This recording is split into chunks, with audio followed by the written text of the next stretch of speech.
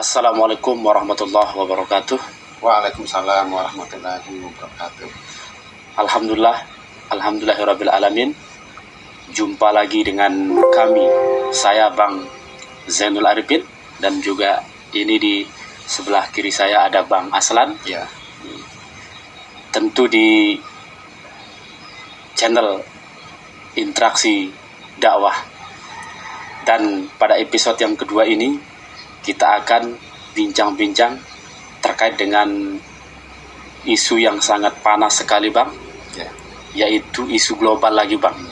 Kemarin episode 1 kita bahas isu global, episode yang kedua ini juga kita bahas isu global. apa itu?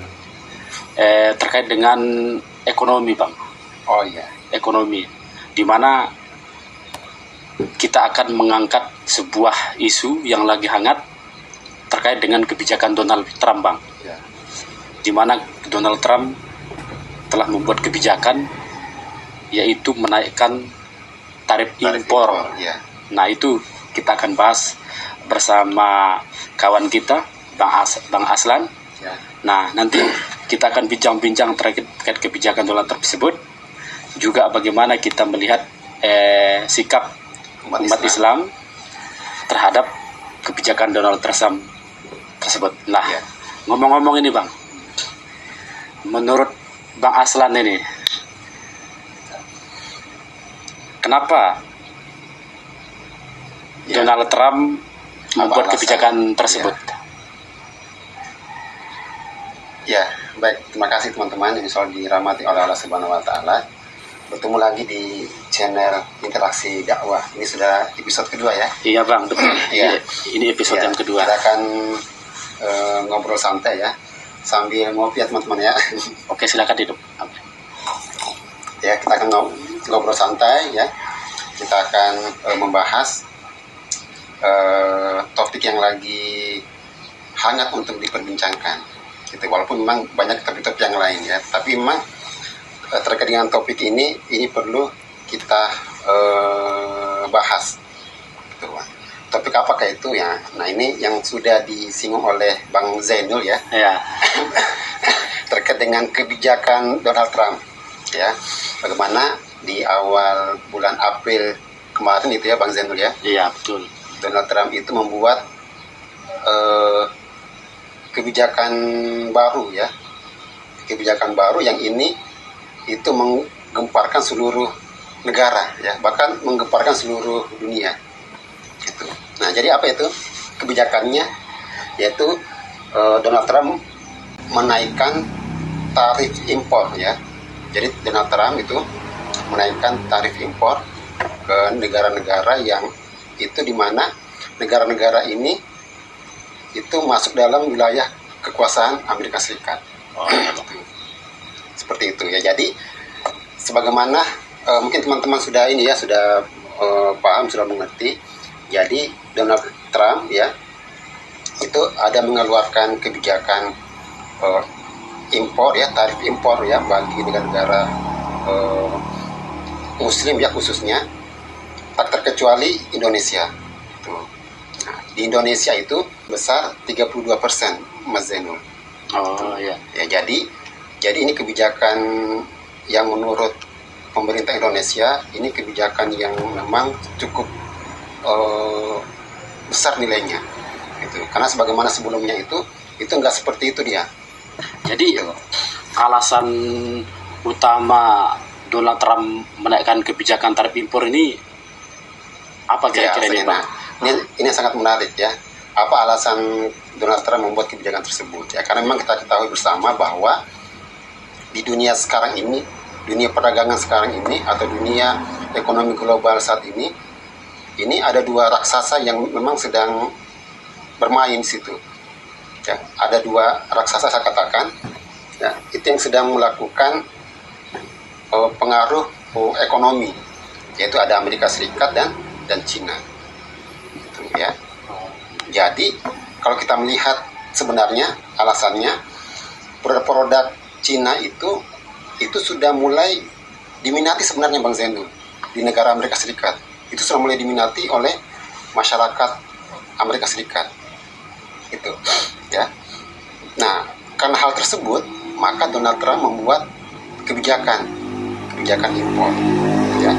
Kebijakan impor itu, kalau kita lihat, itu awalnya Donald Trump itu menaikkan 54% awalnya. Itu untuk Cina awalnya. Cina, ya. Ya, sebelum ada kebijakan yang terbaru ini, ya kan. Jadi kebijakan sebelumnya itu Donald Trump membuat kebijakan tarif impor kepada Cina sebesar 54%. Itu karena memang produk dari Cina itu sudah membanjiri Amerika Serikat, membanjiri di situ. Nah, selanjutnya tadi ya. Ya. Nah, kemudian dari pihak Cina itu kemudian nggak mau terima dong, ya kan? Dalam artian nggak mau terima. Kenapa? Karena barang-barang impor barang-barang atau pabrik yang ada di Amerika Serikat itu kan ada juga di pabrik yang ada di Cina itu kan ada juga di Amerika Serikat, gitu. Nah, nanti berefeknya kepada Cina. Nah, maka bagi Cina juga itu juga melawan di situ. Melawan dalam artian di Cina itu ada juga pabrik Amerika Serikat, gitu. Nah, jadi dari pihak Cina itu membuat kebijakan juga buat Amerika Serikat sebesar 34%. Kemudian Trump juga nggak mau terima, ya kan? Dia naikkan lagi tarifnya itu sebesar 104%. Tinggi banget itu, ya. Nah, kemudian saling tawar-menawar di situ, ya kan?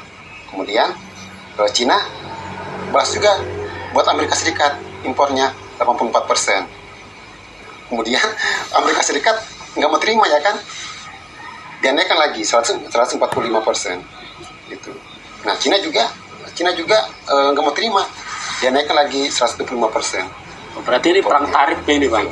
Nah, dengan negosiasi seperti itu, nah maka muncullah kebijakan yang kita sudah tahu bersama. Itu ada beberapa negara yang itu juga tidak luput dari kebijakan tarif impor, gitu ya. Termasuk juga Indonesia karena tarifnya itu 32%.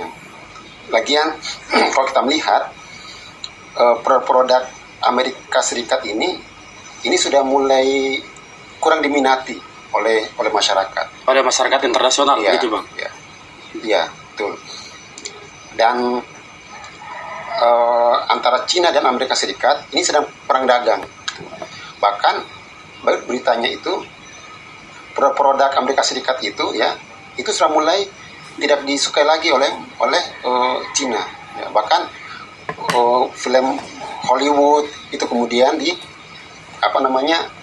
cancel, gitu. Seperti itu. Berarti mengerikan ya tadi itu, ya. Iya. Bagaimana antara Cina dan Amerika Serikat tadi saling kerjain menaikkan tarif, gitu ya. Iya, seperti itu. Seolah-olah ini perang tarif, begitu ya. Nah, ya lebih tepatnya seperti itu. Lantas kan yang menjadi pertanyaan, apa efeknya buat Indonesia, gitu ya kan? Nah, betul itu. Ya memang efeknya ya cukup sangat berefek di Indonesia. Kenapa? Karena ketika ada nilai tarif yang sudah ditentukan oleh Donald Trump seperti itu, akhirnya dari Indonesia itu tidak bisa lagi, ya kan, membeli produk-produk impor karena biaya tarifnya itu tinggi. Apalagi yang pengusaha-pengusaha, ya, yang dia itu banyak memperkerjakan orang di situ, ya. Nah, kalau tidak mampu membeli bahan-bahan impor, tidak ada modal untuk membiayai pekerja. Ya, ujung-ujungnya akan ada PHK. Nah ini, Bang. Tadi kan sudah Abang jelaskan, gitu ya, alasan Amerika Serikat membuat kebijakan menaikkan tarif impor tadi. Nah, lalu bagaimana dengan posisi kita di Indonesia nih, Bang? Ada nggak pengaruhnya ini, Bang? Pengaruh kebijakan tarif impor ini terhadap perekonomian Indonesia? Ya, pasti ada pengaruhnya. Jadi sebenarnya di Indonesia ini Indonesia yang memang memiliki sumber daya alam, ya, sumber daya alam yang berlimpah. Sumber daya alam ini dikelola dan kemudian dikirim ke luar negeri, termasuk juga Amerika Serikat. Kemudian di Amerika Serikat diolah di sana, ya, hasilnya kemudian dikirim ke Indonesia. Nah, tetapi dengan kebijakan seperti itu, akhirnya para pengusaha-pengusaha di Indonesia ini itu sulit untuk membeli barang impor. Kenapa? Karena harganya sudah tinggi. Sangat tinggi ya. Iya. Belum lagi ini kebijakan yang tarifnya itu yang sangat tinggi. Iya. Sudahlah harga barang di sana itu mahal, kemudian dikenakan tarif juga, Iya. gitu. Iya. Akhirnya ini sangat membebani gitu ya. Iya. Sebagai contoh ya, supaya bisa teman-teman pahami, di Indonesia ya kan, di Indonesia kita membeli misalnya tas, ya, Ya. kan tas yang murah itu kan barang-barang impor. Anggaplah misalnya kalau dijual tas di sini itu harganya 150.000, sementara di luar negeri itu harganya 100.000. Nah, dengan ada kebijakan itu 32%, maka harganya itu bukan 100 lagi tapi 132.000. Nah, ya ini yang menjadi pertimbangan bagi para pengusaha, ya, para importer, ya, itu untuk kemudian berpikir berulang kali untuk membeli barang-barang impor. Nah, sementara di dalam negeri kualitas barangnya itu tidak menjamin gitu ya. Memang sih ya kan, di beberapa pendapat para pengamat mengatakan bahwa ini untuk melancarkan perekonomian di dalam negeri, ya kan, supaya masyarakat bisa mencintai produk lokal gitu. Nah, tapi kan harus dilihat dulu kualitasnya seperti apa gitu ya kan. Harus dilihat dulu kualitasnya seperti apa. Iya. Gitu. Nah, ini yang sebenarnya yang akan menjadi ancaman sebenarnya ketika kemudian ada kebijakan tarif impor itu. Seperti itu. Memang ada juga beberapa pengamat ekonomi yang bilang bahwa dengan kebijakan tarif impor yang dinaikkan oleh Donald Trump, kemudian Indonesia ikut terdampak juga di situ. Berapa persen kemarin tuh, Bang? Tarif impor untuk Indonesia itu 32%. 32%. Gitu ya. Wah, ini bagus kata pengamat gitu ya. Ini akan menjadi alasan rakyat Indonesia untuk bisa mencintai produk dalam negeri gitu ya. Ini menurut Abang bagaimana ini menyikapi ini? Ya, memang itu yang salah satu alasan ya, termasuk juga presiden kita. Makanya slogan dari presiden atau wakil presiden itu katanya kita akan memajukan hilirisasi, gitu ya kan? Artinya apa? Sumber daya alam yang ada saat ini itu diolah di sini, ya kan? Diolah, kemudian hasilnya juga buat masyarakat sekitar sini. Oh, gitu Bang. Itu hilirisasi, gitu. Tapi kita harus perlu tahu bersama ya kan, bahwa cengkeraman Amerika Serikat atau negeri-negeri Barat konsep pemikirannya nggak seperti itu. Dia tidak akan membiarkan negeri-negeri Muslim, ya, apalagi negeri-negeri yang dimana itu sumber daya alamnya itu yang begitu banyak, itu dikelola oleh negara tersebut. Nah, apalagi kalau kita tahu bersama ya bahwa Indonesia ini memiliki banyak utang kepada luar negeri, gitu. Nah, iya, pasti Amerika Serikat khususnya ya kan, itu tidak akan membiarkan sumber daya alam di Indonesia ini itu dikelola oleh masyarakat sendiri juga ya kan, atau pemerintah sendiri ya kan. Pasti ada campur tangan asing di situ, ada campur tangan dari negara-negara Barat. Nah, ini Bang, yang menjadi catatan juga nih Bang. Seperti tadi yang sudah kita bincang-bincangkan tadi, di mana Amerika Serikat Iya. menaikkan tarif impor untuk Cina sangat tinggi sekali. Betul. Kemudian Cina juga melakukan balasan kepada Amerika. Iya. Nah sekarang nih posisi Indonesia, bisa nggak Indonesia meniru aksi Cina gitu, menaikkan tarif impor juga untuk Amerika Serikat begitu, balas-balasan begitu. Ini bagaimana? Nah, sebenarnya bisa juga, ya bisa juga sebenarnya. Tapi kita harus tahu bersama ya, gitu, bahwa tidak semudah itu. Indonesia itu seperti negara Cina ya. Iya. Kalau negara Cina itu kan itu ketika Donald Trump mengumumkan bahwa tarif impor buat Cina itu sebesar ini. Nah kemudian Cina nggak mau terima dong ya kan. Kemudian juga dia balas kepada Amerika Serikat. Saling balas-balasan lah seperti itu. Yeah. Nah jadi kita harus tahu dulu posisi Indonesia itu seperti apa gitu. Kalau Di posisi dunia internasional gitu ya, ya. kita harus tahu dulu posisi Indonesia di dunia internasional ya. Kalau posisi Indonesia seperti Cina itu wajar lah, maksudnya lebih cocok lah gitu ya kan. Iya. Tapi posisi Indonesia itu sekarang posisinya bukan posisi seperti negara Cina.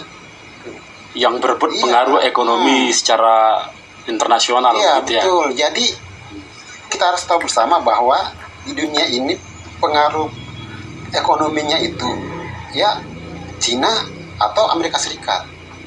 Tuh. Walaupun memang ada beberapa negara yang bermain dalam perdagangan, ya, tapi sekarang ini memang yang pengaruh perekonomiannya itu yaitu tadi Cina dan Amerika Serikat. Cina dan Amerika Serikat. Iya. Ya, baik. Nah, ini Bang. Memang kalau misalkan kalau Indonesia misal tidak mampu melakukan balasan, ya kan? Ya, misalkan menaikkan tarif impor, kan nih banyak nih perusahaan-perusahaan Amerika di Indonesia, ya. Kira-kira bisa dong Indonesia melakukan sebuah tekanan gitu. Tekanan seperti apa? Misalkan kayak di Freeport, ya kan? Di Freeport itu kan perusahaannya Amerika ya. Iya. Nah, punyanya Amerika. Dan di situ kita sangat tahu bahwa Freeport itu tambang emas di situ. Iya. Bukan cuma emas di sana, ada banyak sekali, ada nikel, uranium, tembaga gitu ya. Nah, ini Amerika sudah ngerjain Indonesia lah kita, menaikkan tarif impor.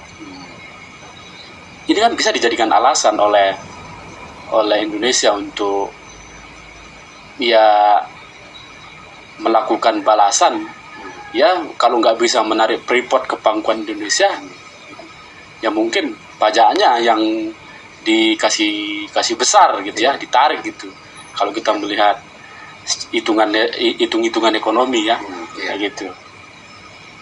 Dan juga Indonesia bisa melakukan balasan juga, misal di beberapa perusahaan-perusahaan Amerika di Indonesia yang lain selain Freeport gitu ya. Nah ini menurut Bang Aslan ini bagaimana nih? Iya. Memang sih harapannya masyarakat Indonesia seperti itu ya kan? Iya. Ngapain sih kita dipermainkan oleh Amerika Serikat? Coba dong kita melawan gitu ya kan? Iya. Coba dong misalnya kita merebut kembali Freeport itu.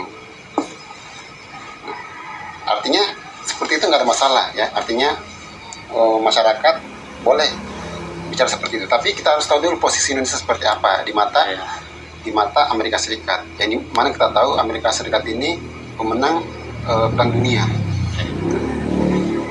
Saya jadi teringat ada sebuah tulisan itu waktu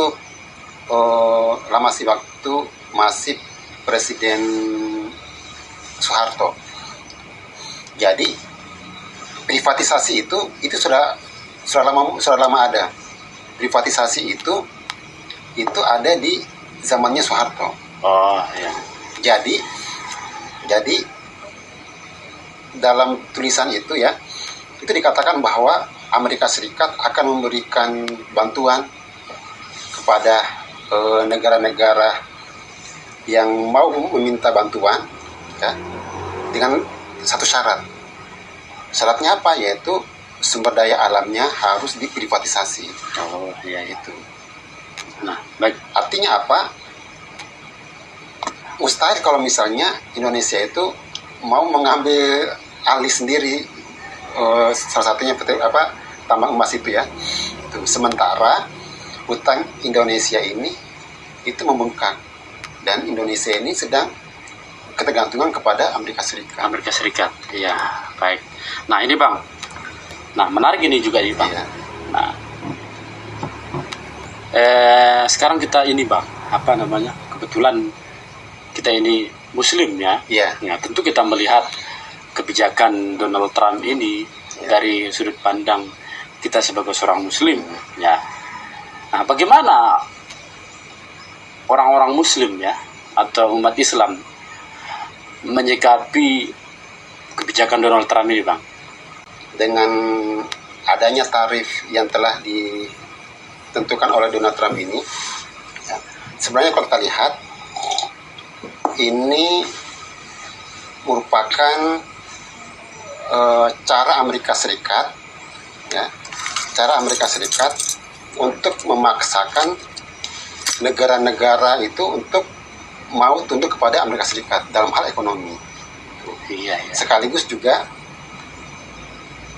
Amerika Serikat ingin memperlihatkan kepada dunia bahwa siapa sih yang paling kuat gitu ya kan? Oh iya ini. Siapa sih yang paling kuat ekonominya? Kalau kita lihat ya, itu ada Cina di situ, ya, ada Cina. Ya. Ya. Nah makanya sedari awal itu sebelum kebijakan ini ada, itu sudah jauh ya saling berebut pengaruh global antara Cina dan Amerika Serikat. Kalau kita menganalisis ya, ini sebenarnya pertarungan antara dua negara yang ingin memperlihatkan kepada seluruh dunia bahwa siapa sih yang paling kuat itu, ya. Apakah Cina atau Amerika Serikat? Ya. Namun fatalnya ya, fatalnya di antara dua negara ini mana umat Islam gitu ya? Nah, betul sekali ya kan? Ya. Mana posisi umat Islam? Gitu. Nah, kalau kita lihat ya, di dunia ini agama terbesar itu adalah agama Islam. Ya. Bahkan survei terbaru itu ya mungkin sudah 2 miliar lebih lah kalau nggak salah itu ya. Iya, betul. Jadi ini menjadi pertanyaan. Lantas posisi umat Islam seperti apa? Ini seperti dua gajah yang sedang bertarung. Dua gajah yang sedang bertarung. Posisi umat Islam itu seperti semut lah, gitu ya kan? Seperti hewan kecil gitu ya kan? Gitu. Padahal kalau kita melihat ya, Indonesia ini mayoritas negeri Muslim. Ada Malaysia juga, Brunei. Iya. Kemudian juga di negeri-negeri Timur Tengah ya, yang mayoritas Muslim gitu. Ya. Lantas posisi umat Islam seperti apa? Nah ini yang perlu umat Islam itu harus menyadari bahwa umat Islam itu di dalam ayat itu sangat jelas ya bahwa umat Islam ini adalah umat yang terbaik. Iya, betul. Ya, umat yang terbaik. Kenapa umat yang terbaik? Karena tidak ada ya umat selain umat Islam. Ketika zaman Rasulullah dulu ya, Bang Zainul ya, itu ketika Rasulullah hijrah dari Mekah ke Madinah. Iya, betul. Nah, ketika Rasulullah mendirikan institusi negara Islam di Madinah, kemudian Rasulullah mendengar kabar, informasi bahwa ada dua imperium yang besar ya, yang kuat, yaitu apa? Persia dan Romawi. Ya. Ini imperium yang sangat kuat. Imperium yang bahkan dalam sejarah itu ya, itu nggak pernah ditaklukkan. Gitu. Bahkan dua imperium ini ya antara Persia dan Romawi ini kerjanya berantem terus. Tuh. Saling menyerang. Bahkan di dalam sejarah itu kalau kita lihat ya, luas dari imperium Persia itu 7.400.000 kilometer. Itu begitu luas. Sementara Romawi kekuasaannya itu 5 juta kilometer persegi. Berarti kan yang lebih luas ini Persia, 7.400.000 kilometer dibandingkan dengan Romawi yang 5 juta kilometer. Itu. Nah, ketika Rasulullah mendengar kabar seperti itu, apa sikap Rasulullah? Rasulullah menyurati raja-raja ya, menyurati raja Persia ya. Kemudian Rasulullah menyurati raja Romawi. Isi suratnya apa? Agar raja Persia itu mau memeluk Islam. Sama juga Rasulullah mengirim surat kepada raja Romawi untuk memeluk Islam. Ya. Sementara Rasulullah luas wilayah Madinah kan kecil itu. Ya. Gitu. Kecil ya kan? Bandingkan dengan Persia 7.400.000. Romawi wilayahnya 5 juta kilometer itu ya. Nah, jadi Rasulullah dengan posisi dua kerajaan ini, itu Rasulullah mengajak mereka untuk memeluk Islam. Alhasil ya kan, ketika Rasulullah meninggal dunia ya, kemudian diganti dengan Umar ya, dengan Abu Bakar ya, kemudian Umar, dengan izin Allah Subhanahu wa taala, dua imperium besar ini, Persia dan Romawi, itu kemudian dikuasai oleh Islam. Yang sebelumnya itu cuma hanya wilayahnya itu kecil seperti itu. Sangat kecil ya. Nah, maka kalau kita melihat contoh yang seperti itu ya, atau kejadian seperti itu yang di zaman Rasulullah ya, maka sekarang posisi umat Islam ya harus seperti posisi yang sebagaimana Rasulullah SAW itu berada di Madinah. Dalam artian umat Islam harus bangkit. Gitu. Ya, jadi melihat posisi yang seperti ini, ya, kondisi umat Islam, maka apa yang dilakukan umat Islam ya itu harus bangkit. Gitu. Seperti itu, ya. Jadi enggak mengikuti kalau ada kepentingan ikut Cina gitu ya kan, ya, ikut Amerika Serikat gitu ya, seperti itu. Jadi hubungan antara posisi umat Islam ketika masih berusia muda di Madinah ya, kalau kita hubungkan dengan kondisi hari ini gitu ya, cuman kan bedanya kalau di Madinah dulu sudah ada institusinya ya. Nah, kalau sekarang ini belum ada institusinya. Nah, menarik diksi yang Bang Aslan sampaikan tadi. Ini ibarat melihat ada dua gajah perang. Nah, di situ ada semut kecil, yaitu posisi umat Islam gitu ya. Seperti semut kecil itu yang melihat dua gajah sedang bertarung, perang dagang gitu ya. Perang tarif impor gitu ya. Jadi kalau pengen bisa menaklukkan dua gajah ini yang sedang bertarung, ya, seperti yang Bang Aslan sampaikan tadi ya, harus bisa bangkit, juga harus ada institusi begitu Bang ya. Nah ini Bang, jadi sekarang ini kita sudah tahu nih posisi kita nih Bang ya, bahwa kita seperti posisi semut yang melihat dua gajah sedang bertarung gitu ya Bang. Apa yang bisa kita lakukan sekarang ini Bang? Ya kan?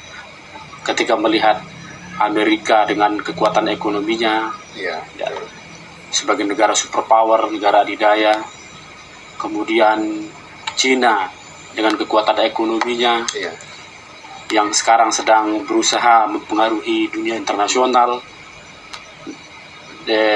tapi Cina ini kan lebih fokus kepada bagaimana mendapatkan pengaruh ekonomi secara global ya.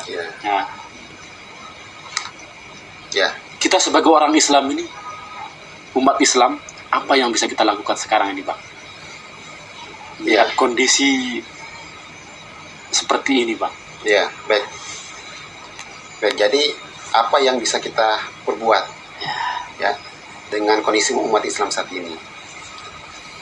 Jadi kita harus tahu dulu ya, bahwa sekarang umat Islam ini sedang tertindas. Tertindas oleh apa? yaitu oleh penjajahan ekonomi, ya, Iya. penjajahan moneter ala kapitalisme. Iya, betul. Kenapa? Karena penjajahan kapitalisme ini yang sebenarnya membuat negeri-negeri Muslim itu tidak bisa berbuat apa-apa, gitu. Tidak bisa berbuat apa-apa. Seolah-olah negeri Muslim saat ini itu mengalami ketergantungan kepada negara-negara lain. Jadi kapitalisme ini membuat negeri Muslim itu tidak bisa berbuat apa-apa. Padahal kalau kita ingin melihat, ya, kalau kita menganalisis, ini sebenarnya penjajahan ekonomi kapitalisme. Iya. Gitu ya, penjajahan ekonomi kapitalisme.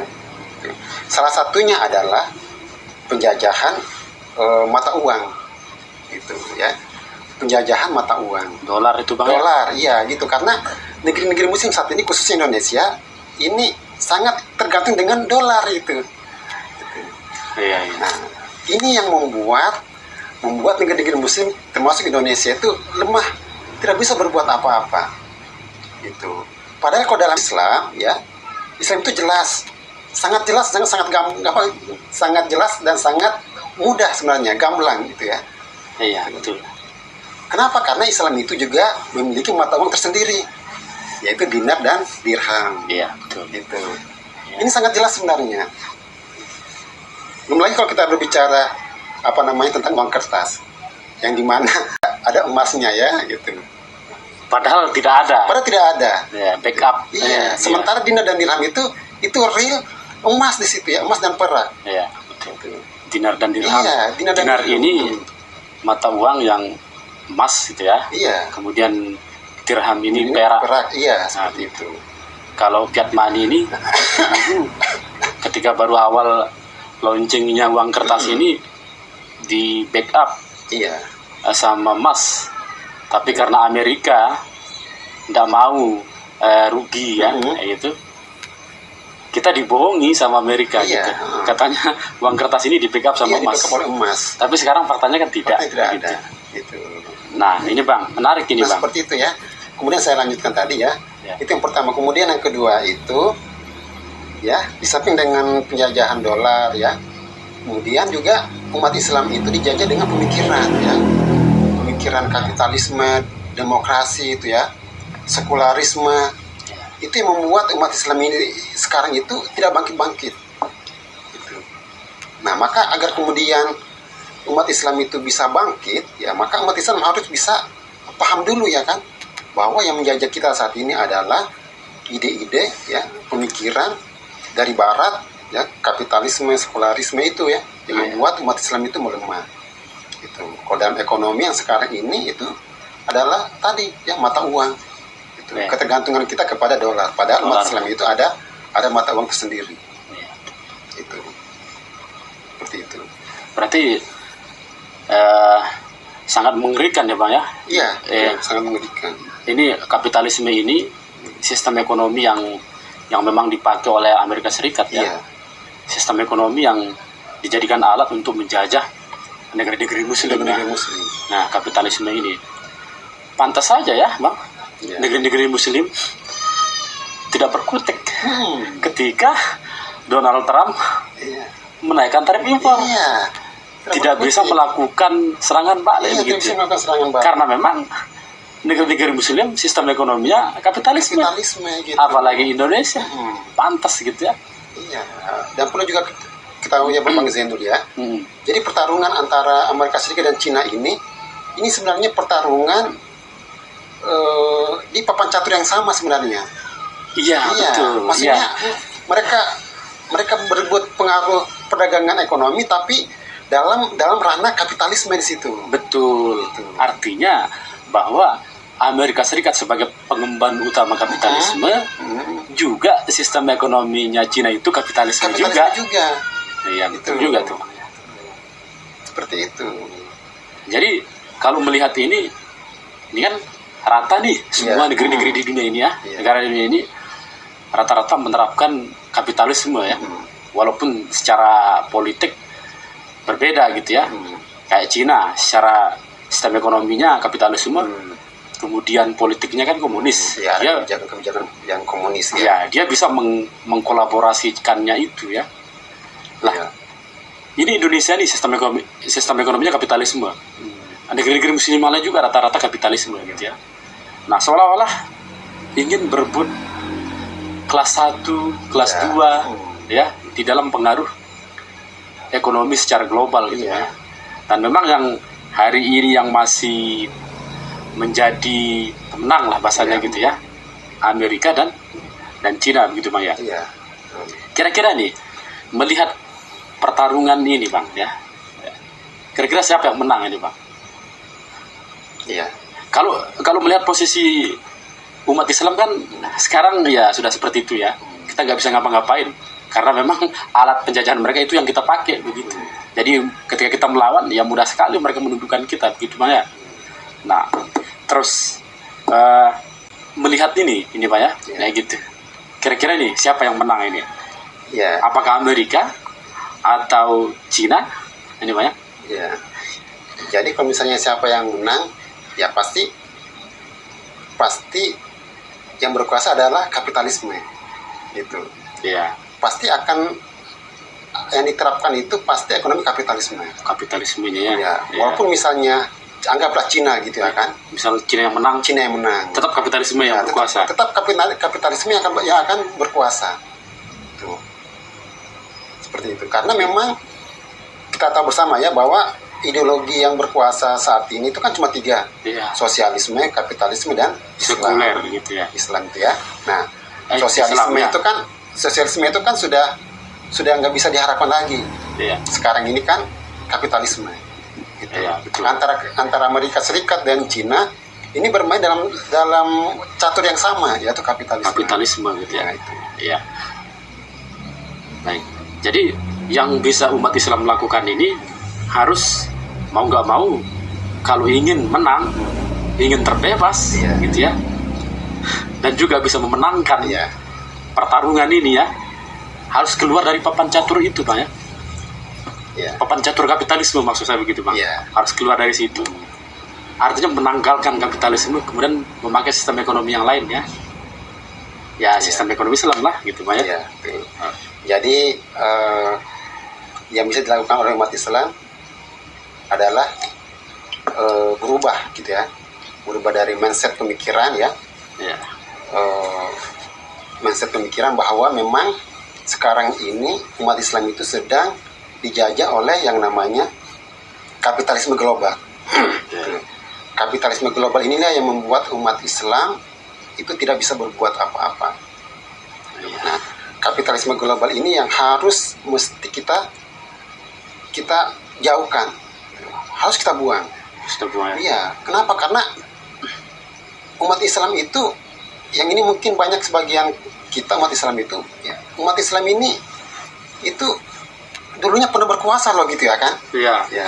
Ketika pakai sistem Iya. ekonomi Islam ya. Iya, ketika umat Islam ini menggunakan Islam sebagai peraturan ekonominya, ya, sebagai peraturan dalam hidupnya, itu dulu Islam pernah berkuasa. Gitu. Umat Islam harus bisa sadar bahwa umat Islam itu punya ekonomi tersendiri gitu, punya institusi sendiri, Iya. punya negara sendiri gitu. Iya. Oke, baik, ini pertanyaan satu nih Bang. Ya, Pertanyaan lagi nih Bang. Ya. Mungkin mewakili teman-teman yang lain ya. Ketika nanti institusi Islam itu ada Bang. Terus Amerika dan sekutu-sekutunya pengemban kapitalisme ya, menaikkan tarif impor.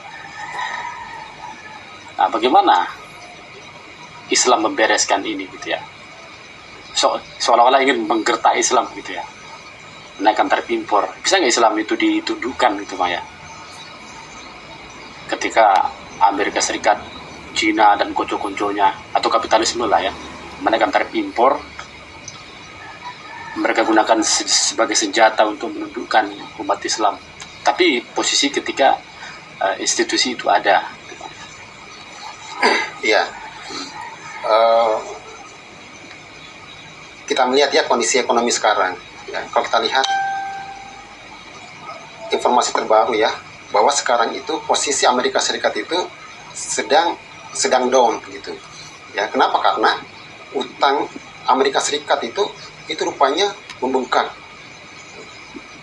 Bahkan yang terakhir ini ya, informasi yang saya dapatkan itu utang Amerika Serikat itu 18.000 triliun. Ya pantas lah Amerika naikkan tarif impor ya. Kemudian banyak produk-produk Amerika Serikat itu sudah mulai nggak diminati lagi. Artinya apa? Memang ekonomi kapitalisme ini sedang diambang kehancuran. Ya. Gitu. Nah, olehnya itu ya, kalau kita melihat ekonomi kapitalisme ini sedang diambang kehancuran, maka disinilah harusnya ada ekonomi pengganti ya. Pemain baru gitu. Nah, perlu ada pemain baru. Sebenarnya sih sudah lama ya kan. Ya.